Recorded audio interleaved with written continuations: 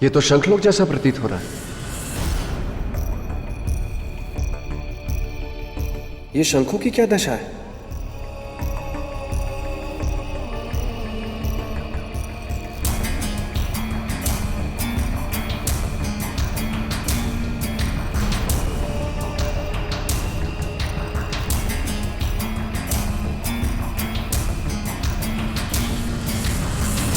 मैं इन टूटे शंखों का आवाहन करता हूं।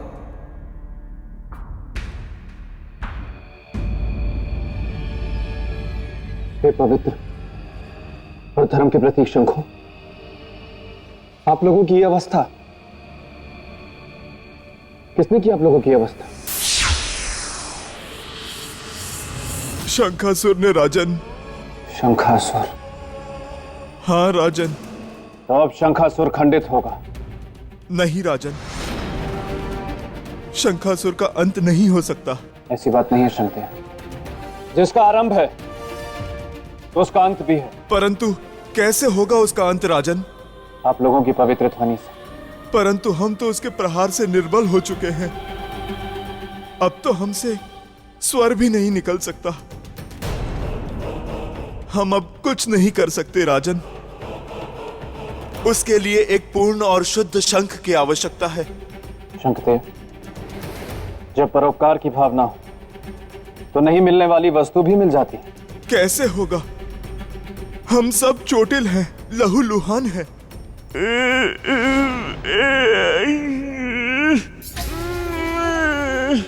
अच्छा शंखदेव, एक बात बताइए कि आपने दक्षिण मुखी शंख के साथ देवी मत्स्यगंधा को देखा है? नहीं राजन। इन्होंने भी नहीं देखा? तो वे कहां गए होंगे?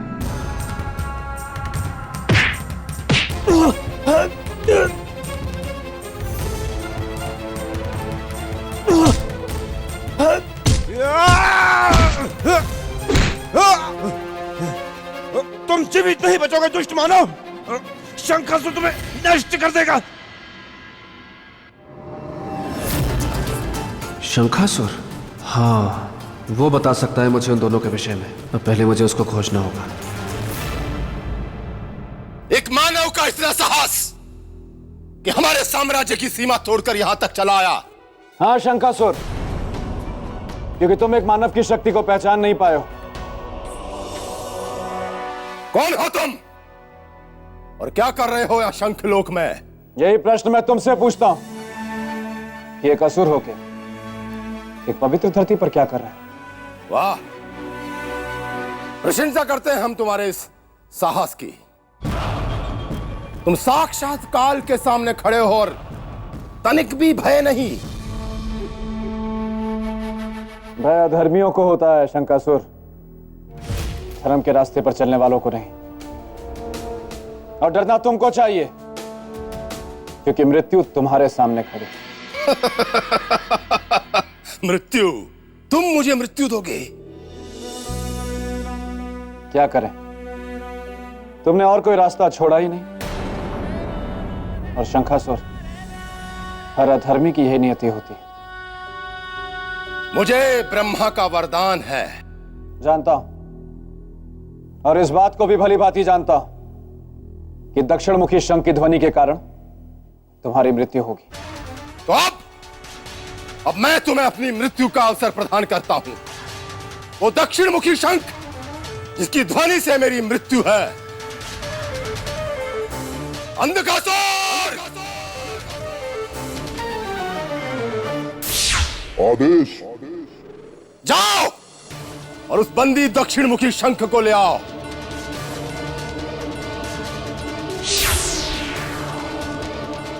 अवश्य ही ये वही शंख होगा जिसमें देवी मत्स्यगंधा ने शरण दी थी। यही सुनहरा अवसर होगा उस शंख और इस रक्षक को मारकर मत्स्यगंधा से विवाह करने का। वो इसे देखकर बाहर निकलेगी और मैं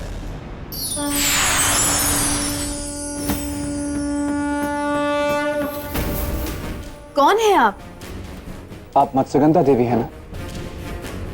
प्रणाम देवी, मैं राजा भोज, आपका रक्षक। मेरे काल, आगे बढ़ो। और उठाओ मेरी मृत्यु के कारक उस दक्षिणमुखी शंख को और इतनी जोर से बजाओ कि मेरी मृत्यु हो जाए। बजाओ शंख को।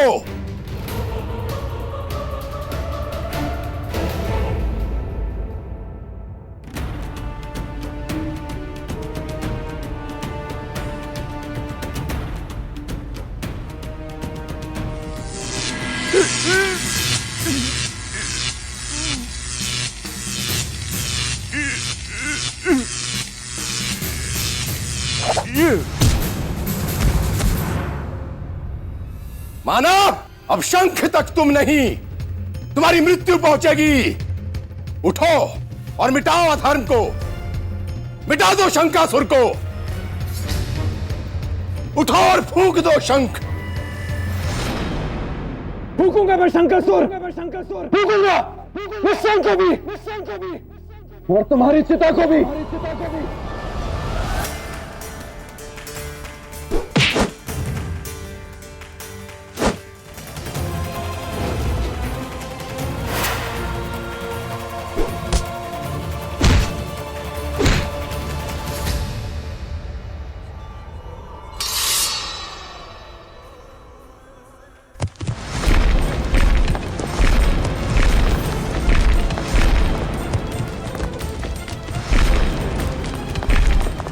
रुक क्यों गए? बढ़ो आगे और बजाओ शंख। शाबाश वीर मानव, शाबाश। कुछ तो बात है तुम में। आज पहली बार किसी वीर साहसी पराक्रमी राजा से हमारा सामना हुआ है। तेरा सामना मुझसे नहीं है शंकासुर, तेरी मृत्यु से। अपने अंत के लिए तैयार हो जा।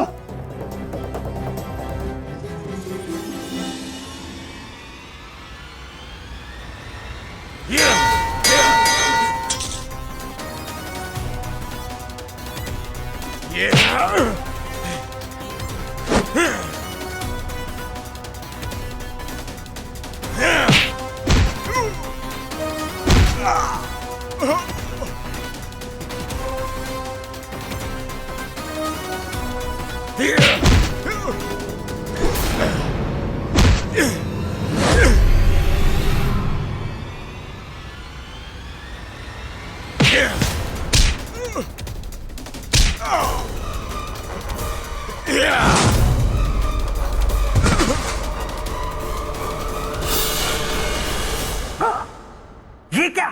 राजा भोज तो गिर गए। कहीं मेरी परीक्षा इनके लिए सच में घातक ना साबित हो जाए, और अगर ऐसा हुआ तो ये अच्छा नहीं होगा। क्या करूं, क्या करूं, क्या? नहीं, जो हो रहा है वो सही हो रहा है, क्योंकि अग्नि में तपकर ही सोना कुंदन बनता है, और अगर राजा भोज कुंदन नहीं है तो इन्हें मेरे मित्र के सिंहासन पर बैठने का भी कोई अधिकार नहीं है।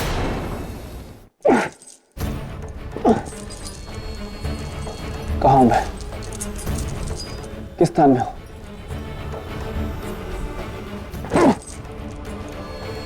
यहाँ तो तनिक भी प्रकाश नहीं है। खोलो मुझे, मुक्त करो मुझे, और फिर मेरे सामने आओ। नहीं जा सकते राजा भोज, तुम यहां से कभी नहीं जा सकते। यहीं पड़े पड़े सड़ते रहोगे और एक दिन मर जाओगे। प्रकाश की एक मध्यम किरण भी नहीं देख पाओगे तुम, क्योंकि ये स्थान अंधकासुर की काल कोठरी है। अंधकासुर की काल कोठरी।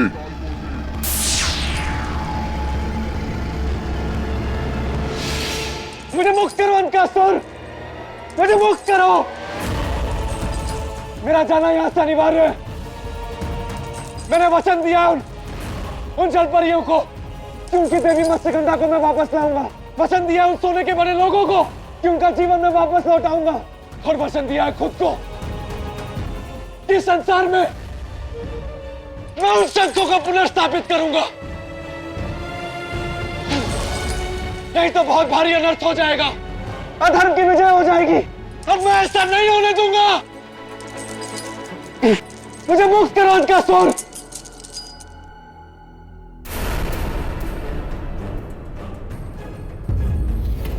जब हमारा शरीर निर्जीव स्वर्ण का बन चुका है तो इसमें प्राण क्यों शेष है?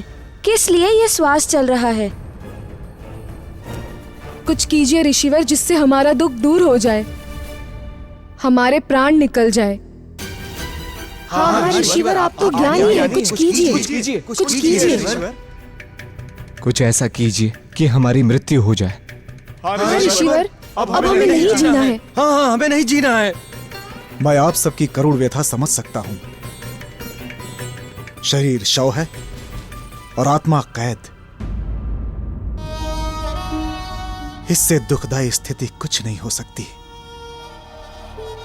परंतु दुख में ही तो धैर्य की परीक्षा होती है ना। कुछ समय और धीरज रखिए। कब तक रखे ऋषिवर? अब तो धीरज ने भी दम तोड़ दिया है। बस थोड़े समय के लिए धैर्य रखें। राजा भोज शंखलोक गए हैं, उनके आते ही आप सभी का दुख दूर हो जाएगा। वो कब आएंगे? वो कब हमारा दुख दूर करेंगे? क्या पता ऋषिवर, कहीं वो वहां से लौटे ही नहीं तो? नहीं, ऐसा नहीं हो सकता कि राजा भोज वापस नहीं आए। राजा भोज एक परोपकारी पुरुष हैं, और परोपकारी पुरुष किसी भी युद्ध में हारता नहीं। राजा भोज की जीत होगी और अवश्य होगी। हां, राजा भोज की विजय होगी।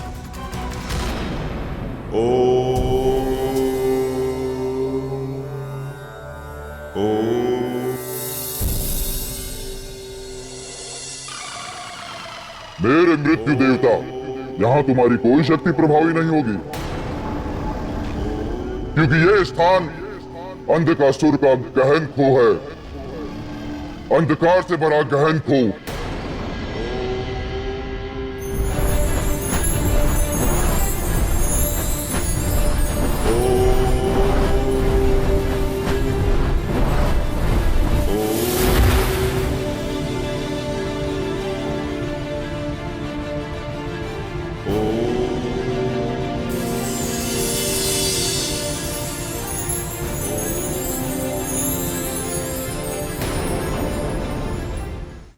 ये कैसे प्रकाशित? नहीं, अंधकासुर के साम्राज्य में अंधकासुर का शत्रु प्रवेश नहीं कर सकता। नहीं।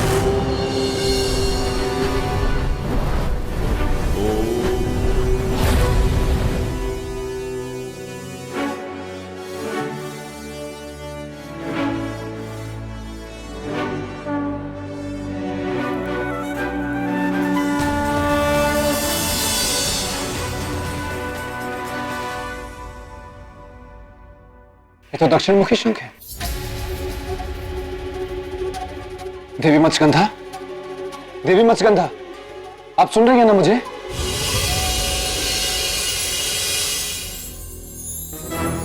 राजन, आप यहाँ क्यों आए हैं? आपको अंधकासुर और शंकासुर से मुक्त कराने। क्यों? ताकि आपके श्राप से जो लोग सोने के बन गए वो श्राप मुक्त हो सके। मेरे शाप से लोग सोने के? हाँ देवी, सामंत को जो आपने श्राप दिया उसने अपने लोभ से लोगों को सोने का बना दिया। आपका श्राप उसके लिए तो वरदान बन गया, लेकिन बाकी लोगों के लिए अभिशाप। ये मैंने क्रोध में क्या कर दिया? नहीं देवी, इसमें आपका कोई दोष नहीं है।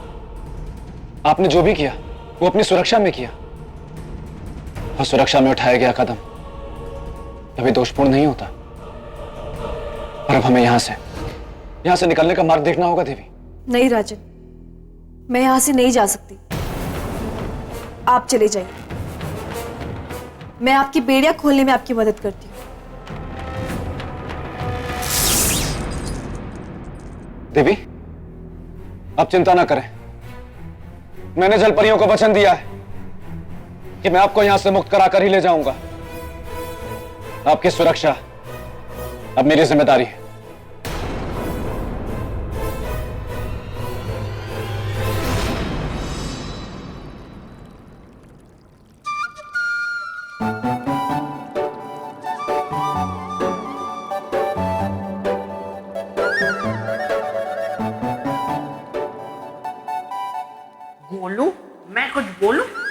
मुझे राजा भोज को देखना है, सौंदर्य लेखा को नहीं।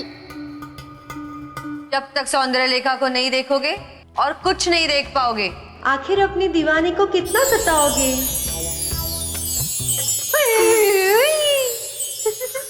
सौंदर्य लेखा देखो, इस समय मैं राजा भोज की बहुत ही बड़ी और बहुत ही कठिन परीक्षा लेने में व्यस्त हूँ और उस परीक्षा की समाप्ति का समय आ गया है, इसलिए अभी तुम यहाँ से जाओ। नहीं मेरे बेताल, मैं तो तुम्हारे साथ नृत्य करना चाहती हूँ। मुझे कोई नृत्य नहीं करना है, तुम चली जाओ यहाँ से। हुई बेताल, तुम सुर और मैं ताल।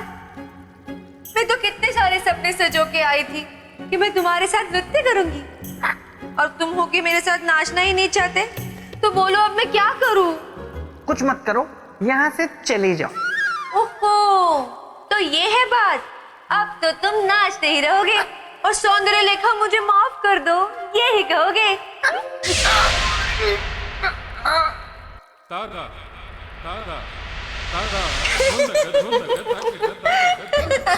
ये क्या कर दिया सौंदर्य लेखा तुमने? मैं नृत्य क्यों कर रहा हूँ? सौंदर्य लेखा ये तुमने क्या किया?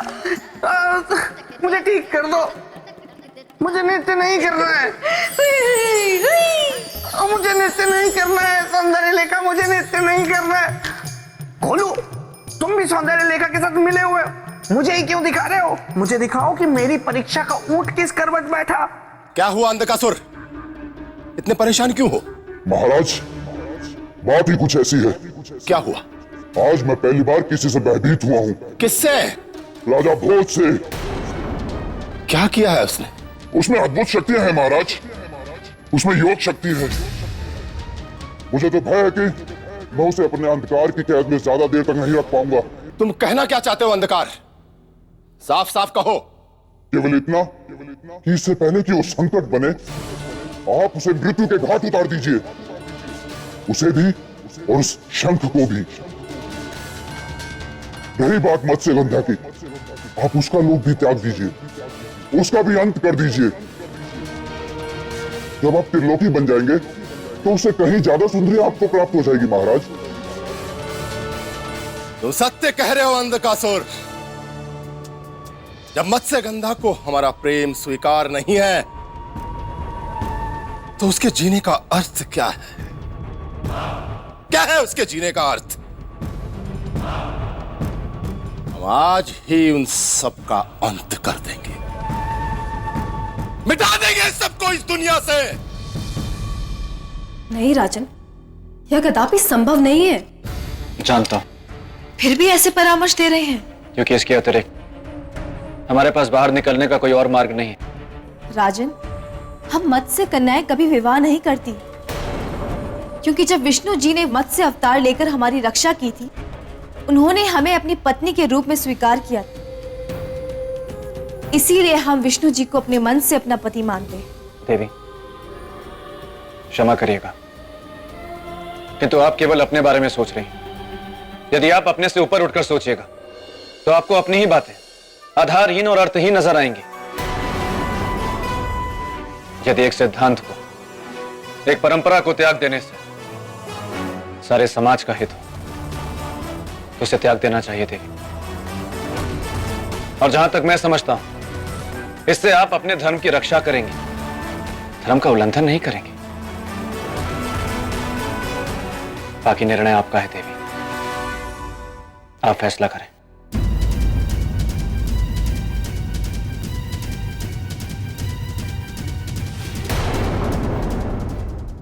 नहीं राजन, यह कदापि संभव नहीं है। हम मत्स्य कन्याएं कभी विवाह नहीं करती, क्योंकि जब विष्णु जी ने मत्स्य अवतार लेकर हमारी रक्षा की थी, उन्होंने हमें अपनी पत्नी के रूप में स्वीकार किया था। इसीलिए हम विष्णु जी को अपने मन से अपना पति मानते हैं। देवी, क्षमा करिएगा, एक परंपरा को त्याग देने से सारे समाज का हित हो तो उसे त्याग देना चाहिए देवी। बाकी निर्णय आपका है देवी, आप फैसला करें।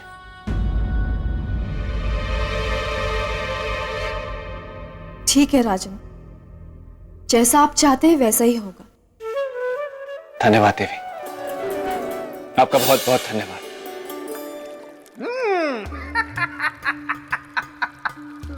बात तो एकदम सही कही। इधर देखो। बात एकदम सही कही राजा भोज ने। परंतु इन्हें पता नहीं है कि शंखासुर, भस्मासुर और क्रोशासुर से भी बड़ा सुर है। क्या वो राजा भोज के जाल में फंसेगा या इस तरह जोर से हंसेगा? चलो बात नहीं करनी है तो जाओ यार।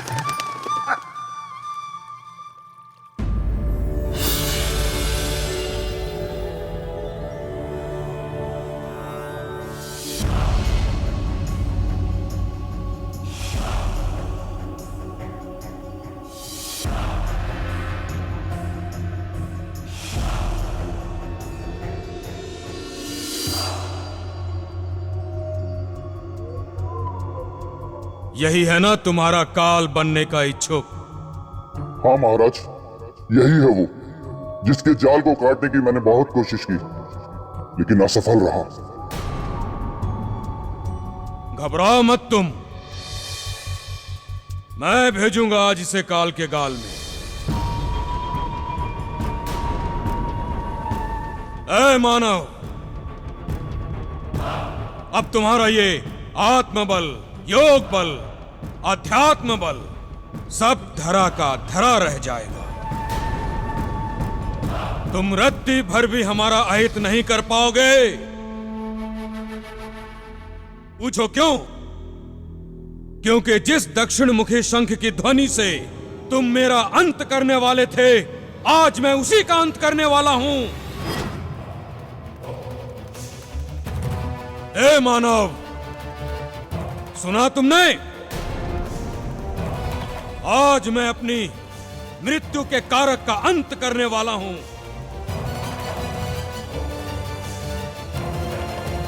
महाराज, आपके डर से इसकी वाणी चली गई है, गूंगा हो गया है ये।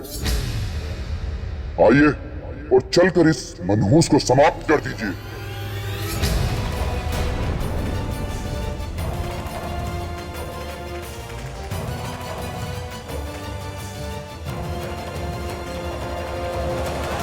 ब्रह्मदेव, आज आप गलत सिद्ध हो जाएंगे कि संसार में कोई अमर नहीं है, क्योंकि आज के बाद मैं इस दक्षिण मुखी शंख का अंत करके सदा सदा के लिए अमर हो जाऊंगा। अमर हो जाऊंगा।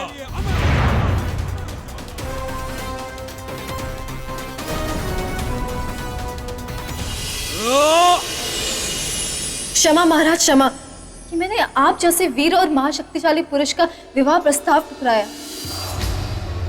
सुंदरी, तुम्हारे हृदय परिवर्तन से हम बहुत प्रसन्न हुए। कहो, मन की बात कहो। महाराज, मुझे आपसे प्रेम हो गया है।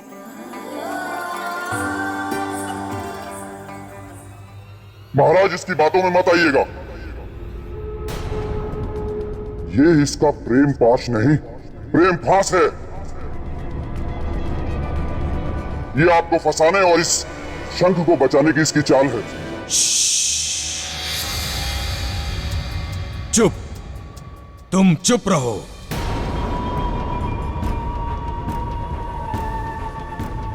सुंदरी के मीठे मीठे बोल मेरे कानों में घुलने दो।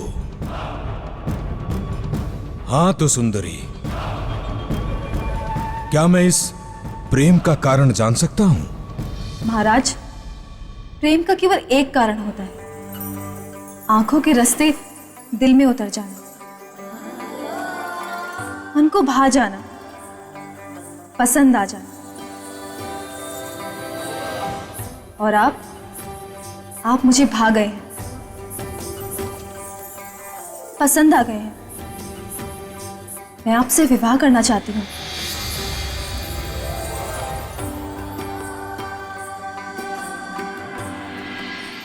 विवाह? महाराज, इसकी कोई बहुत गहरी चाल है, इसकी बात बिल्कुल भी मत सुनिएगा।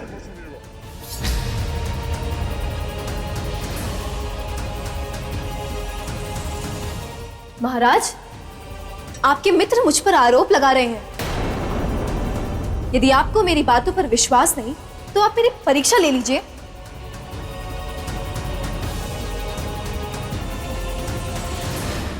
सुंदरी, तुम्हें अपनी प्रेम परीक्षा के लिए मेरी मृत्यु के कारक इस दक्षिण मुखी शंख की मृत्यु देखनी होगी।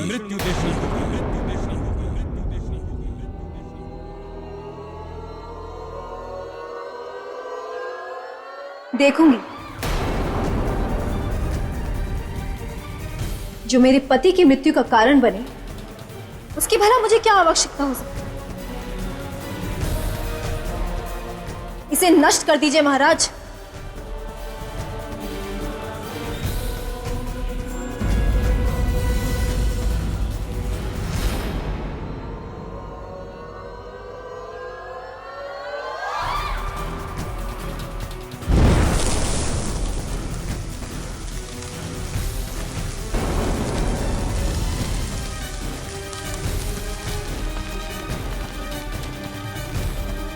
मैं अमर हो गया ब्रह्मदेव, मैं अमर हो गया, अमर हो गया मैं, अमर हो गया मैं, अमर हो गया मैं।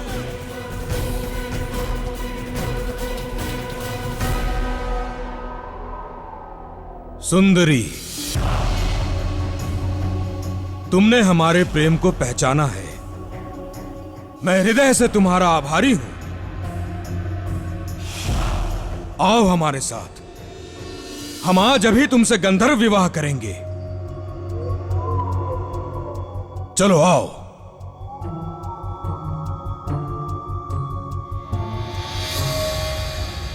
इतनी आसानी से कैसे नष्ट हो गया ये शंख?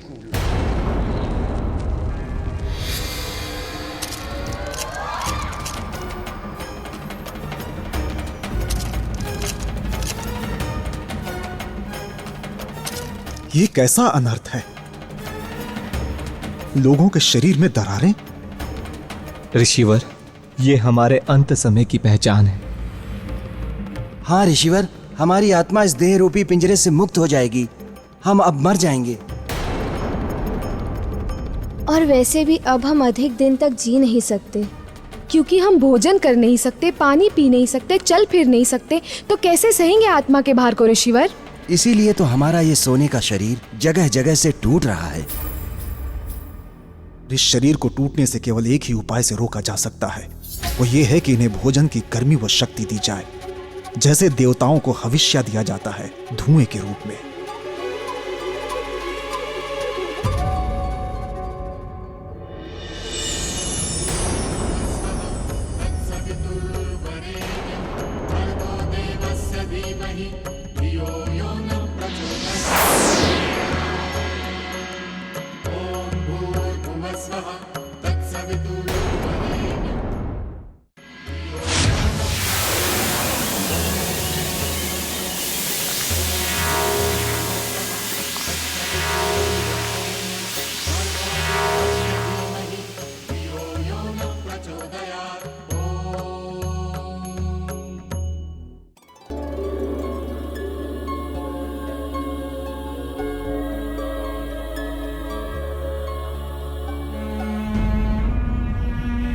राजा भोज, अब मैं इन्हें अधिक देर तक सुरक्षित नहीं रख पाऊंगा। आपको शीघ्र आना होगा, अति शीघ्र। अब देखना ये है कि क्या राजा भोज समय रहते वापस आ पाते हैं या नहीं।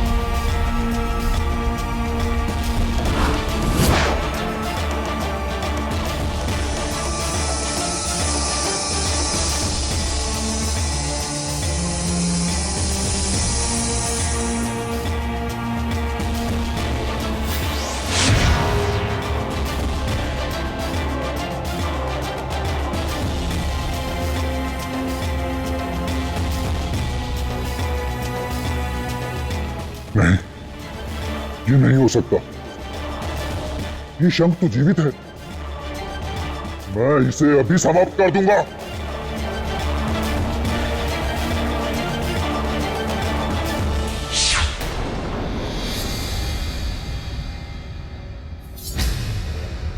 अंधकासुर, तुम्हारे अत्याचार का समय समाप्त हो चुका है। अब मैं तुम्हें तुम्हारे अत्याचारों का फल दूंगा।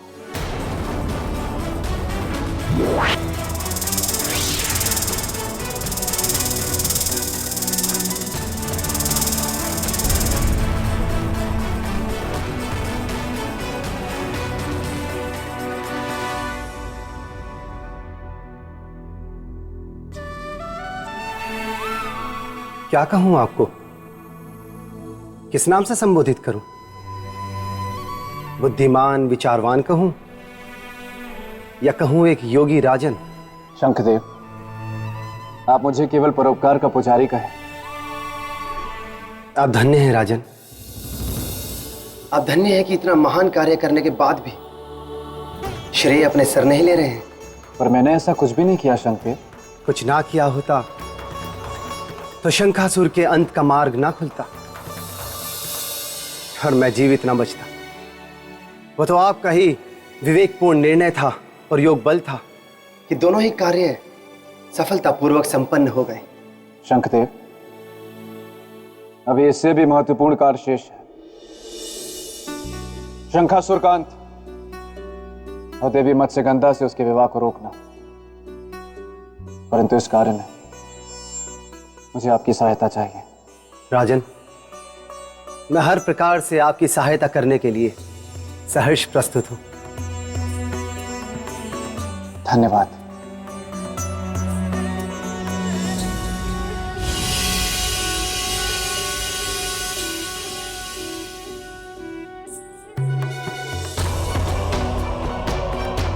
शंखासुर, अब तुम्हारा अंत निश्चित है।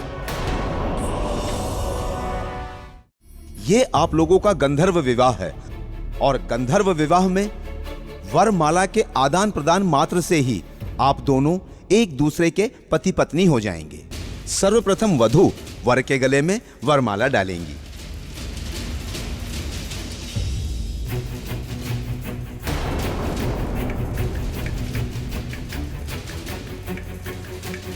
देवी, आप किसकी प्रतीक्षा कर रही हैं?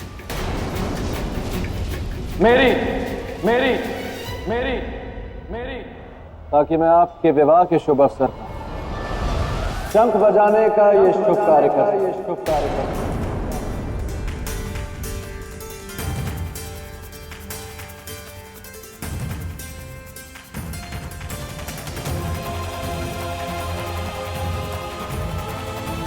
तीनों लोग चारों दिशाओं में यह संदेश प्रसारित कर सकूं कि आज सृष्टि में एक बड़ा ही शुभ कार्य होने वाला है। सुंदरी, मेरे साथ इतना बड़ा छल, इतना बड़ा घात।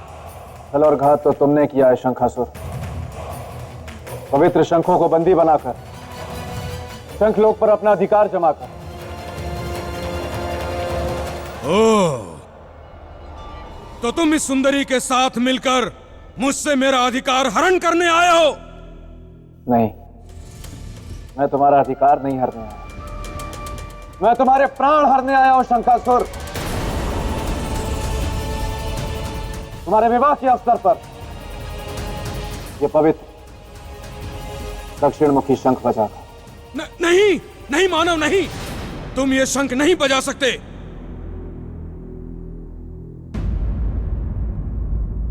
नहीं बजाने दूंगा तुम्हें यह शंख, नहीं, हरगिज नहीं। तुम्हारा यह मुझे मारने का प्रयास विफल होगा। मैं इतना दूर चला जाऊंगा कि तुम्हारी ये शंख की ध्वनि मेरे कानों को सुनाई नहीं देगी, और ये शंख की ध्वनि मुझे नष्ट नहीं कर पाएगी। शंखासुर, यह पवित्र दक्षिणमुखी शंख है। तू संसार के किसी भी कोने में क्यों ना चला जाए, इस शंख की ध्वनि के प्रहार से नहीं बच सकता। तेरी मृत्यु निश्चित है।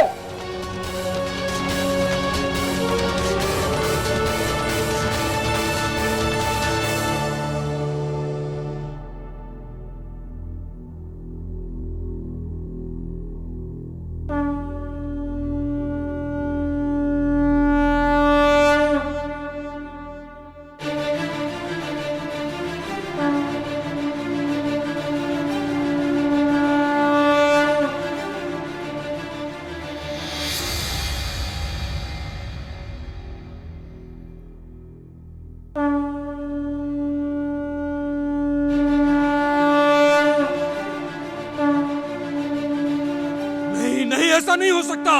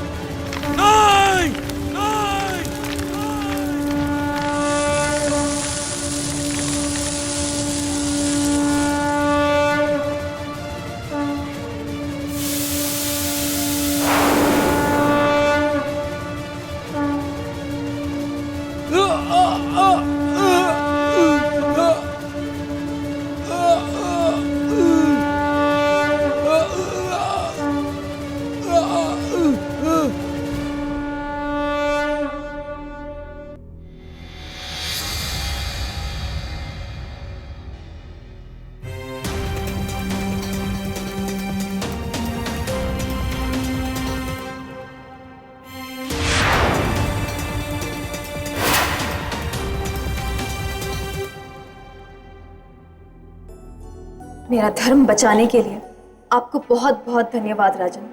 देवी, कुछ देर के लिए आपका मन शंका से भर गया था ना? शंका से नहीं, पर भय से अवश्य सिहर उठी थी। राजन, जहां आप जैसा साहसी, निस्वार्थी, परोपकारी और पुरुषार्थी होगा, वहां भय अधिक समय तक नहीं रह सकता। आपका बहुत बहुत धन्यवाद राजन, जो आपने इस पवित्र शंखलोक को एक असुर से मुक्त कराया, हमारे जीवन की रक्षा की, और वो भी निस्वार्थ। शंखदेव,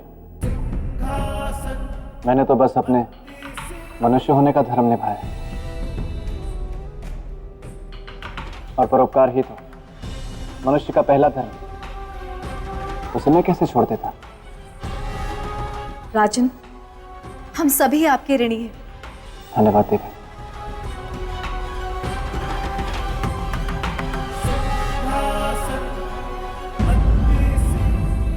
आपका बहुत बहुत धन्यवाद राजन, जो आपने इस पवित्र शंखलोक को एक असुर से मुक्त कराया, हमारे जीवन की रक्षा की, और वो भी निस्वार्थ। शंखदेव, मैंने तो बस अपने मनुष्य होने का धर्म निभाया, और परोपकार ही तो मनुष्य का पहला धर्म। उसे मैं कैसे छोड़ देता? राजन, हम सभी आपके ऋणी हैं। धन्यवाद देवी। शंखदेव, आपका शंख। राजन, ये शंख अब आप अपने पास ही रखें। मैं इसे रखूं? हाँ राजन, ये शंख आपने हित और अपनी निस्वार्थ भावना से अर्जित किया है। ये शंख अब देखने में केवल एक शंख है, किंतु वास्तव में एक निधि बन चुका है। इस शंख के द्वारा आप कोई भी असंभव कार्य सहजता से संभव कर सकते हैं। इस बहुमूल्य उपहार के लिए आपका कोटि कोटि धन्यवाद। देवी, अब हमें चलना चाहिए। तनिक भी विलंब स्वर्ण से बने लोगों के लिए घातक होगा। चलिए। प्रणाम शंखदेव। प्रणाम।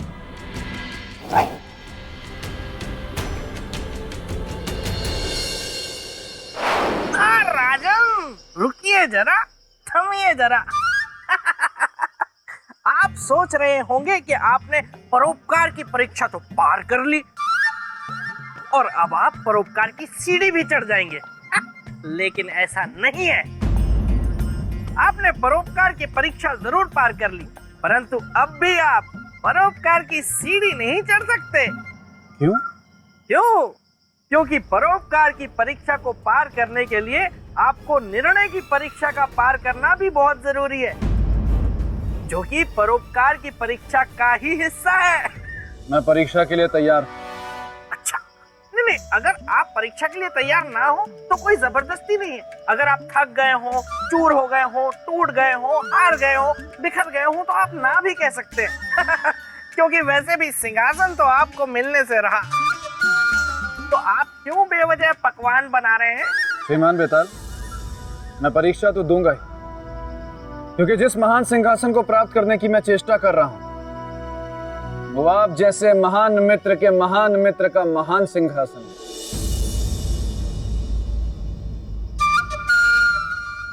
क्या हुआ? आपको कुछ समझ में नहीं है? नहीं, मेरी कुछ समझ में नहीं है। नहीं, मतलब मेरी समझ में सब कुछ आ गया है, परंतु फिर भी मैं चाहूंगा कि आप अगर खुलकर कहेंगे तो अच्छा होगा। मैं ये कहना चाहता हूं कि मैं तैयार। तो ठीक है, किंतु याद रहे, अगर आप इस निर्णय की परीक्षा में असफल हुए तो फिर भूल जाइएगा सिंहासन को।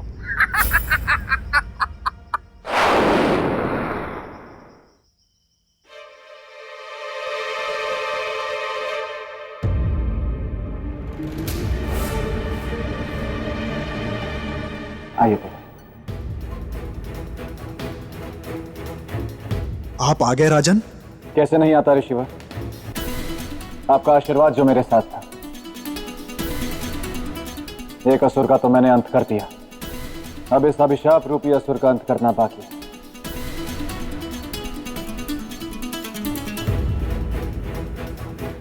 तो बताइए ऋषिवर, इन लोगों को अभिशाप मुक्त कैसे करें? राजन, इन सबको अभिशाप मुक्त करने के लिए एक अनुष्ठान करना होगा। कैसा अनुष्ठान ऋषिवर, और क्या करना होगा उसमें? राजन, देवी मत्स्यगंधा के खुशी के आंसू तथा दक्षिणामुखी शंख के साथ एक सम्मिलित अनुष्ठान करना होगा। ऋषिवर, क्या इस अनुष्ठान से इनका अभिशाप दूर हो जाएगा? अवश्य राजन, क्योंकि इस अभिशाप का कारण ही है मत्स्यगंधा का क्रोध तथा दक्षिणामुखी शंख का दुरुपयोग। इस अनुष्ठान से इन दोनों की अशुद्धता पवित्र हो जाएगी तथा शांत भी। तो चलिए ऋषिवर, बिना विलंब किए इस अनुष्ठान को करते हैं। किंतु राजन, यह अनुष्ठान प्रातः काल ही हो सकता है। राजन, हाँ ऋषिवर, इस अनुष्ठान में एक गंभीर समस्या है। क्या ऋषिवर? राजन, आपने जो अपने परोपकार से पुण्य प्राप्त किए हैं, वो सभी पुण्य समाप्त हो जाएंगे। कोई बात नहीं ऋषिवर, इनके उद्धार के लिए मैं अपने जीवन के सारे पुण्यों का त्याग करने के लिए तैयार हूं। तो चलिए इस अनुष्ठान की तैयारी कीजिए।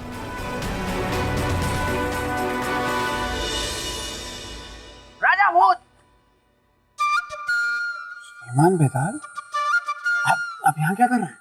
राजन, मैं जो भी कुछ कर रहा हूँ, लेकिन आप ये उचित नहीं कर रहे हैं। आपका निर्णय अनुचित है। ये आप क्या कह रहे हैं? मैं सच कह रहा हूँ, आप कुछ भूल रहे हैं। मैं क्या भूल रहा हूँ? बताइए राजन, कहाँ है वो पवित्र निधि जिसे लाने का आपको प्रयत्न करना था, जिसमें दूसरों के हित की भावना हो, निस्वार्थ कार्य की भावना हो? कहाँ है वो निधि? आप भूल रहे हैं राजन, वो निधि आप ही के पास है और उसी में सारा पुण्य छिपा हुआ है। ये शंख आपने हित और अपनी निस्वार्थ भावना से अर्जित किया है। ये शंख अब देखने में केवल एक शंख है, किंतु वास्तव में एक निधि बन चुका है।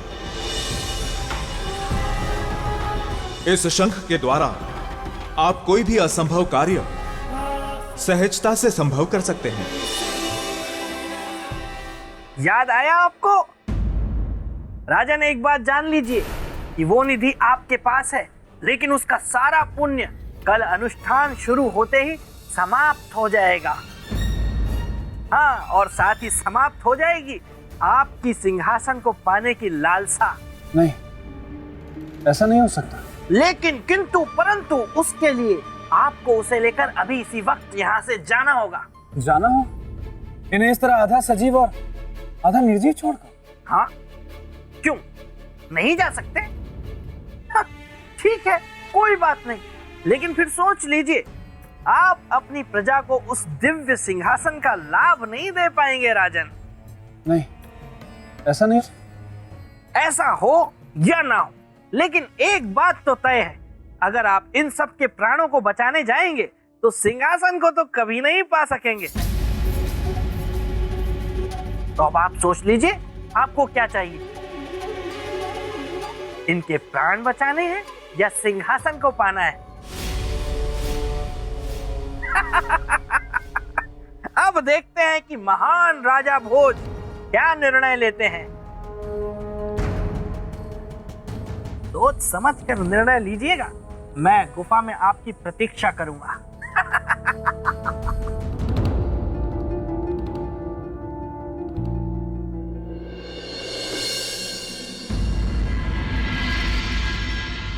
नारायणं नमस्कृत्य नरं चैव नरोत्तमं देवीं सरस्वतीं स्वाहा।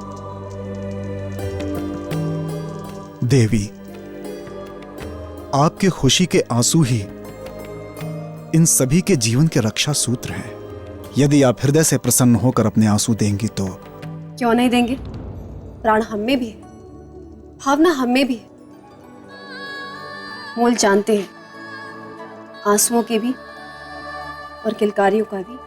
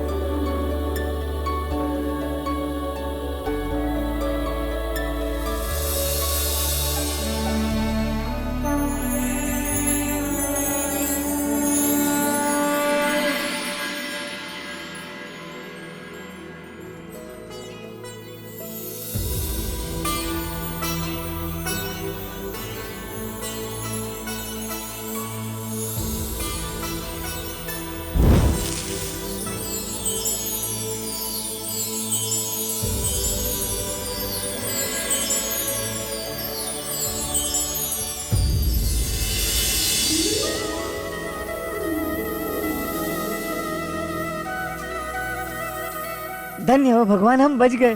हाँ मित्र, भगवान की कृपा से हम बच गए। जय हो, जय हो, जय हो।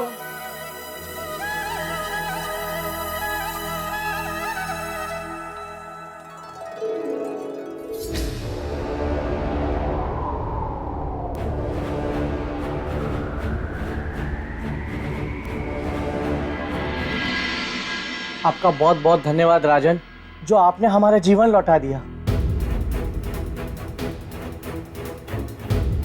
ये पूरा संसार एक परिवार, और परिवार में कोई भी दुखी रहे तो ये हर एक मनुष्य का दायित्व है कि उसके दुख को दूर करे। इसलिए मैंने कोई बहुत बड़ा काम नहीं किया।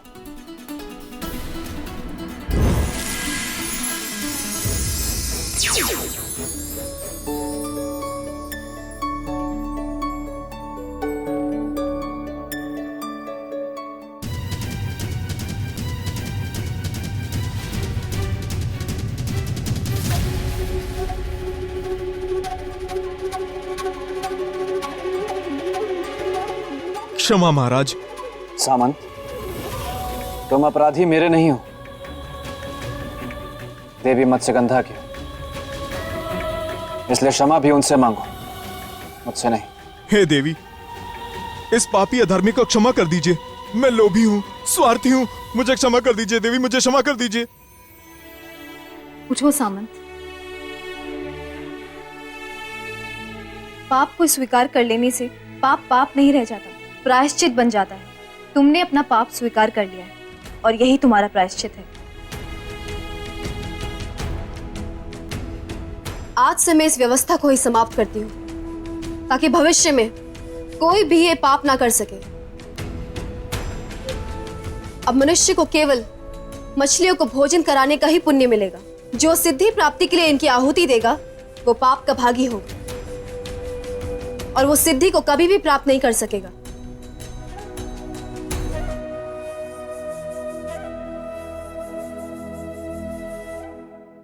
हम सबका जीवन बचाने के लिए एक बार पुनः बहुत बहुत धन्यवाद। राजा भोज की राजा भोज की प्रजाजनों, जय जयकार के असली अधिकारी हमारे गुरुदेव ऋषि ज्ञानवेश्वर हैं। इन्हीं के आशीर्वाद से मैं इस दुर्गम कार्य को करने में सफल हो सका। महान तो आप हैं राजन, महत्वपूर्ण होती है पात्रता, जिसके आप साक्षात उदाहरण हैं। अच्छा गुरुदेव, अब आज्ञा दें, मुझे देवी मत्स्यगंधा को जलपरियों के पास वापस पहुंचाना है। वो प्रतीक्षा कर रही होंगी। आयुष्मान भव।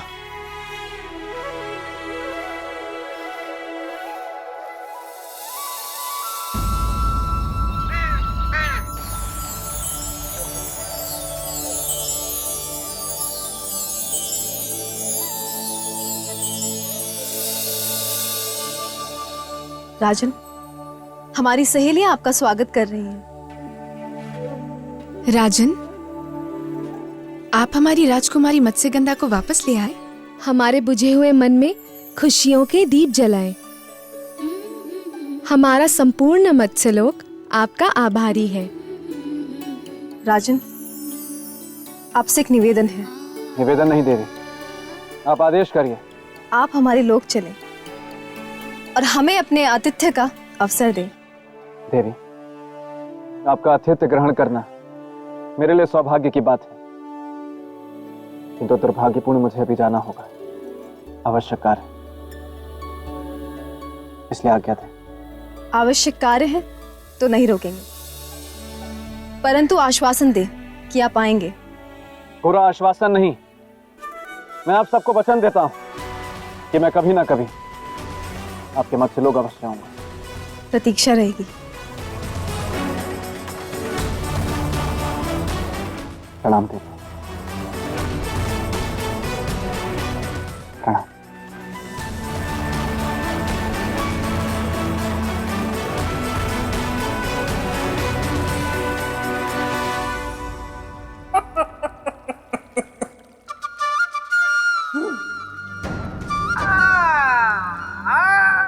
आइए राजन, आइए। आखिरकार आपने वही किया जो आपके मन ने कहा। अब आपको अपने निर्णय पर अफसोस हो रहा होगा, परंतु अब पछताए होत क्या जब चिड़िया चुग गई खेत। नहीं श्रीमान बेताल, मुझे अपने निर्णय पर कोई पछतावा नहीं। बस अफसोस इस बात का है कि अपनी प्रजा को ये दिव्य सिंहासन नहीं दे पाया।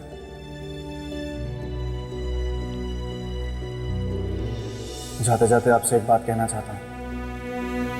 मैं आपका बहुत बहुत आभारी हूं कि आपसे बहुत कुछ सीखने को मिला। अच्छा, आप कह दीजिए।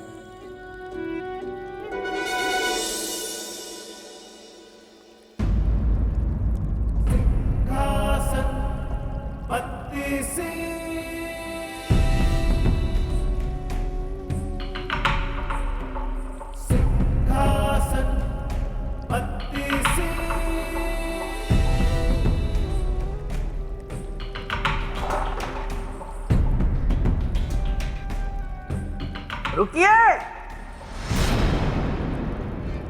राजन।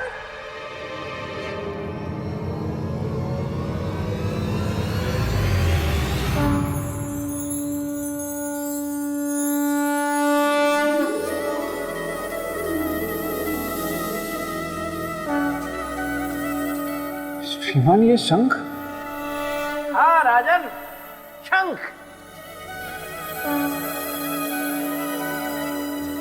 चौंकिए मत राजन, आप तो ऐसे चौंक रहे हैं जैसे मैं आपको शंख नहीं बल्कि बिच्छू दिखा रहा हूं। ये शंख आपका है राजन। आपने इस निधि को कमाया है, लीजिए।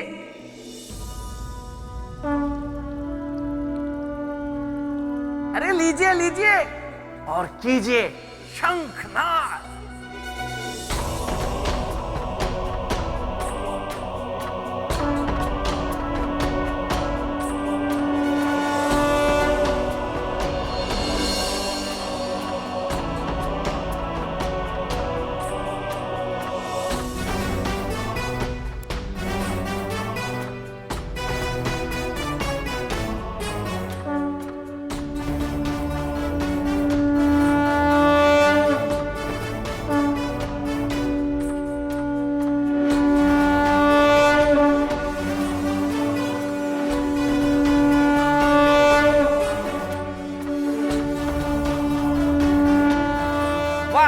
वाह वाह राजन वाह।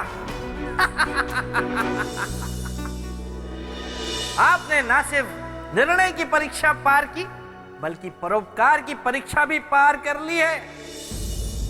और अब ना चाहते हुए भी मुझे ये कहना पड़ रहा है कि आप परोपकार की सीढ़ी चढ़ सकते हैं। धन्यवाद। अरे अरे अरे अरे रुकिए रुकिए राजन, इतनी भी क्या जल्दी है सिंहासन प्राप्त करने की, और ऐसी भी क्या जल्दी है सारी सीढ़ियां चढ़ जाने की। सुनिए, आपने परोपकार की परीक्षा तो पार कर ली, लेकिन राजन ये मेरे मित्र का सिंहासन है जिसे पाना आपके लिए असंभव है। मेरे महान मित्र का सिंहासन। आगे की परीक्षाएं और भी कठिन है। मैं हर परीक्षा में सफल होऊंगा।